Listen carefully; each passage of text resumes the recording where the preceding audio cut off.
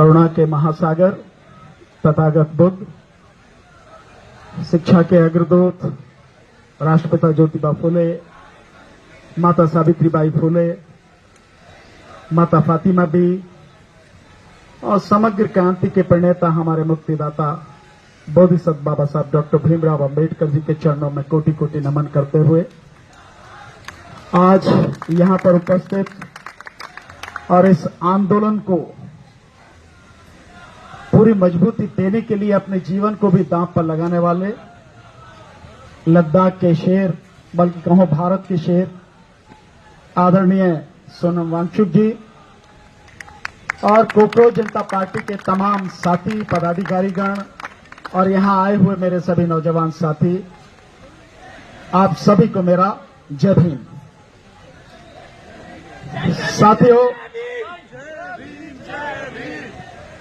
साथियों, जो लड़ाई आपने शुरू की है, जो विषय आप लोग लेकर चले हैं, वो विषय वाकई में बहुत महत्वपूर्ण है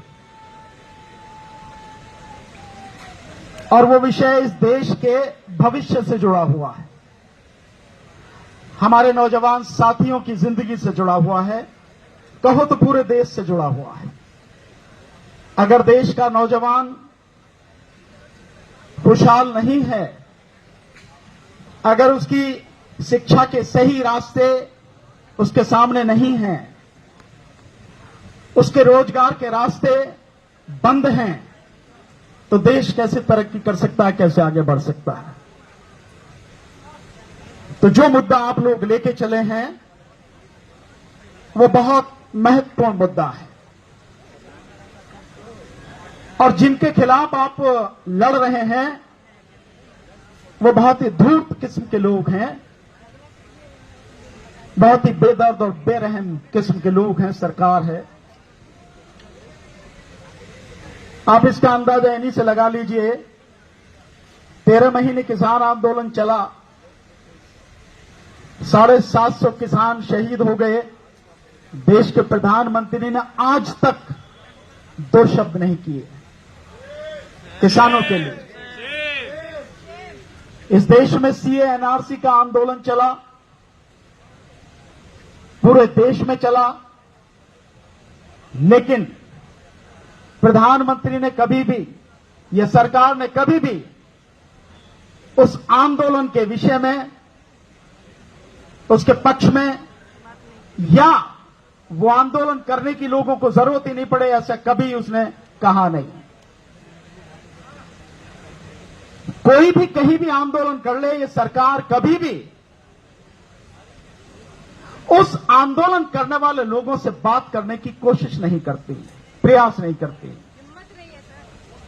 हां, बिल्कुल आप सही करें, हिम्मत नहीं है, हिम्मत नहीं है। लेकिन हिम्मत के साथ साथ एक और बात है कि वो जिस रास्ते पर चल रहे हैं वहां आपकी और हमारी कोई कीमत भी उनकी नजर में नहीं है।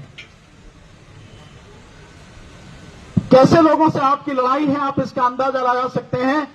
जो अपने ही भगवान के घर में डकैती डाल सकते हैं, जिसके ऊपर राजनीति करी है उन्होंने, तो आप क्या है उनके लिए? ऐसा किसी से छुपा नहीं है भाई। जब मंदिर की बात की, सारा श्रेय देश के प्रधानमंत्री ने लिया कि मैंने कराया ये। देश उसको मंदिर के लिए एक ट्रस्ट बनाई तो उसने बनाई, बाकायदा संसद में बयान दिया कि ट्रस्ट बना रहे हैं। ट्रस्ट में सारे लोग आरएसएस के भरे गए, वो उसी ने भरे, प्रधानमंत्री ने। शिलान्यास प्रधानमंत्री ने किया, प्राण प्रतिष्ठा प्रधानमंत्री ने की, उद्घाटन प्रधानमंत्री ने किया, ध्वजारोहण प्रधानमंत्री ने किया। तो चोरी और कौन करके ले गया भाई? चोरी भी तो तुम नहीं करी है,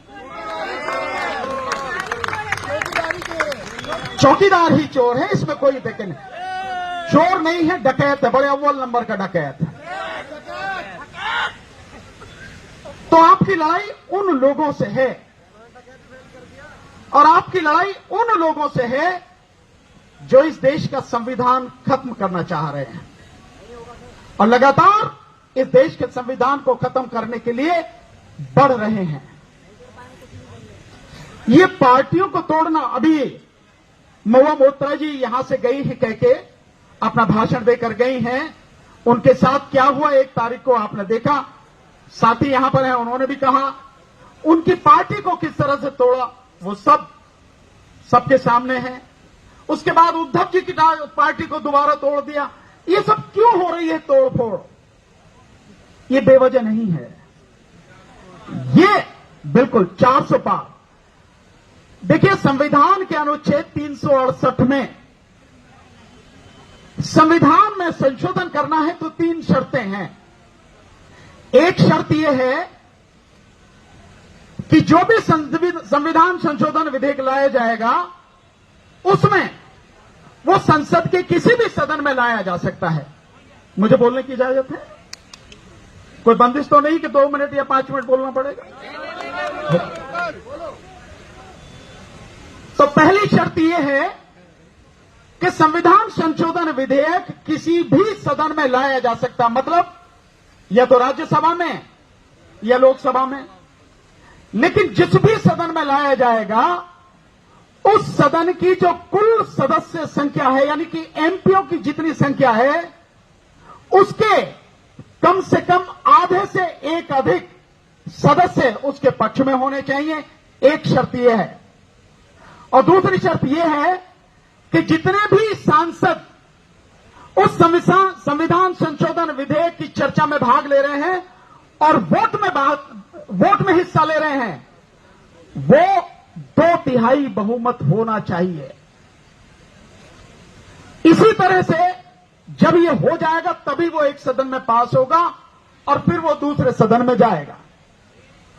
तो लोकसभा की सदस्य संख्या कितनी है? 543। 543 के आधे से एक अधिक कितना होता है? 272।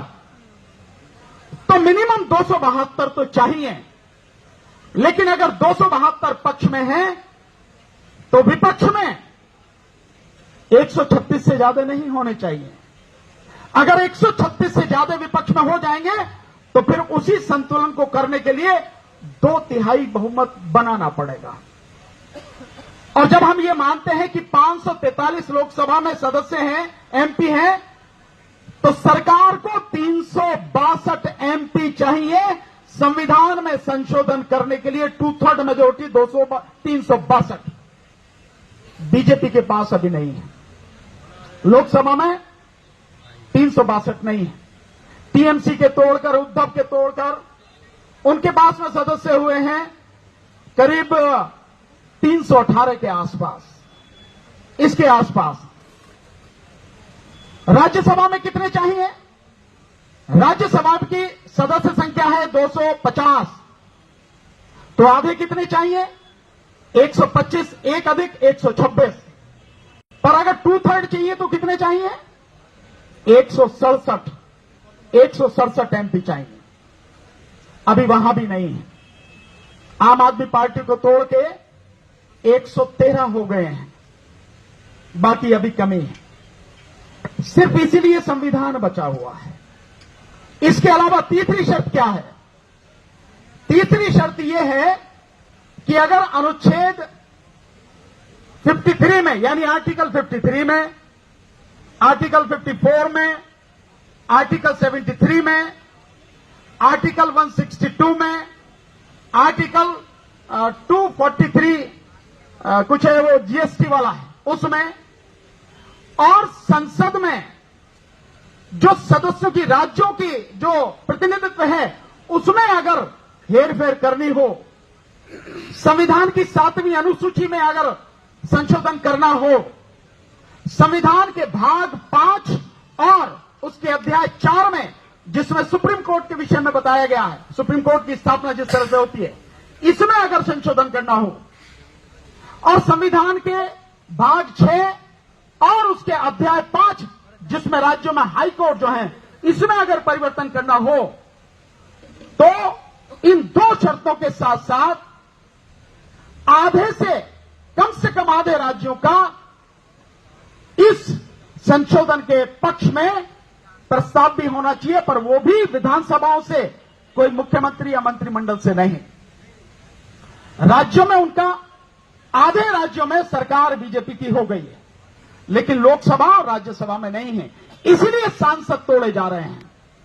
और जिस दिन इनकी ये संख्या हो जाएगी, मैं आपको लिख के देता हूं, सबसे पहले इस देश का संविधान खत्म किया जाएगा। और जिस दिन संविधान खत्म होगा, उस दिन आपके तमाम राइट खत्म होंगे। आप जिस तरह से आंदोलन कर रहे हैं, ये अधिकार भी आपसे छीन लिया जाएगा। मैं जो यहां बोल रहा हूं, ये अधिकार छीन लिया जाएगा। और सब कुछ जो संविधान ने आपको दिया है, एक झटके में खत्म किया जाएगा। सरकार इसके अलावा क्या कर रही है? सरकार इसके अलावा एसआईआर कर रही है। एसआईआर अभी तक 10 राज्यों और 3 केंद्र शासित प्रदेशों में हो चुकी है। एसआईआर का प्रावधान संविधान में नहीं है। एसआईआर का प्रावधान जन प्रतिनिधित्व अधिनियम 1951 में नहीं है। गैर कानूनी, गैर संवैधानिक व्यवस्था इस देश में चलाई जा रही है और देश की सुप्रीम कोर्ट उसको करी है। जो भी कुछ इलेक्शन कमीशन कर रहा है, ठीक कर रहा है। इलेक्शन कमीशन के साथ, सरकार के साथ इस देश की सबसे बड़ी अदालत सुप्रीम कोर्ट खड़ी है। तो आपको सरकार से नहीं लड़ना, आपको सुप्रीम कोर्ट से भी लड़ना है। आपकी लड़ाई किस किस से है? इस देश की तमाम संवैधानिक संस्थाएं, चाहे वो इलेक्शन कमीशन हो, चाहे वो सीएजी हो, चाहे यूपीएससी हो, सब सरकार की गुलामी में लिप्त है, सरकार के लिए काम कर रहे हैं। इनसे भी लड़ना है आपको। लड़ाई आपकी बहुत बड़ी है, लड़ाई छोटी नहीं है, क्योंकि सारे लोग इकट्ठे हो गए। मीडिया, ये सोशल मीडिया के साथी जो आपको रात दिन दिखा रहे हैं, अगर पूरे दुनिया में अगर पहुंच रहे हैं तो इन्हीं सोशल मीडिया के साथियों की वजह से पहुंच रहे हैं। इनका बड़ा धन्यवाद आपको करना चाहिए। नहीं तो मेन स्ट्रीम मीडिया ताला लगा दी, आपकी कोई बात जाएगी नहीं, क्योंकि वो तो सरकार की गुलामी में ही मस्त है। उनसे भी लड़ना है। इस देश के तमाम पूंजीपति जो सरकार के लिए काम कर रहे हैं, हाँ बिल्कुल, गोदी मीडिया जो हो चुका है, जिसको खरीद लिया पूंजीपतियों ने सरकार के माध्यम से, वो सारे के सारे एक हो चुके हैं। इन सब से आपको लड़ना है। तो जो संविधान को खत्म करने के लिए जो दूसरी ओर काम किया जा रहा है, वो एसआईआर, जिसको मैंने कहा, इसका आप, जैसे मैंने बताया कि 10 राज्यों और 3 केंद्र शासित प्रदेशों में ये एसआईआर हो चुकी है, लेकिन अभी तक 6 करोड़ 83 लाख लोगों के नाम काटे जा चुके हैं। हाँ बिल्कुल, मैं आपकी समझ सकता हूं सर, मैं बिल्कुल अभी खत्म करता हूं, लेकिन बात जरूरी है। मंच पे आपने आने का मौका दिया है, तो कहना मैं समझता हूं जरूरी है। मैं खत्म करता हूं अभी। तो 6 करोड़ 83 लाख लोगों के नाम काटे जा चुके हैं।